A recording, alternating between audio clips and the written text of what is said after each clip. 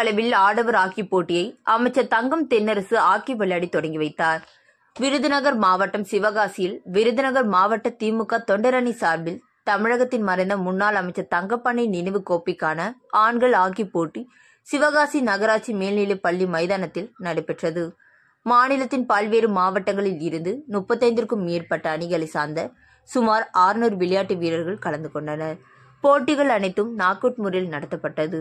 12 வயதுக்குட்பட்டோர் பிரிவில் ஒரு அணிக்கு 7 நபர்களும் 12 வயதுக்கு மேற்பட்டவர்கள் பிரிவில் ஒவ்வொரு அணிக்கு 5 நபர்களும் பங்கேற்று விளையாடினர். இதன் தொடக்க விழா நிகழ்ச்சியில் பங்கேற்ற அமைச்சர் தங்கம் தென்னரசு ஹாக்கி விளையாடி போட்டிகளை தொடங்கி வைத்தார்.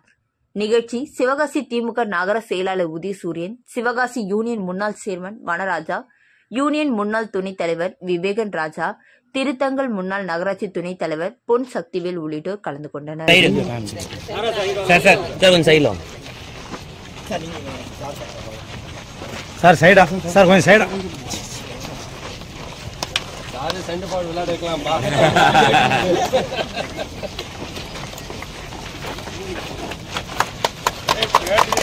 Gracias.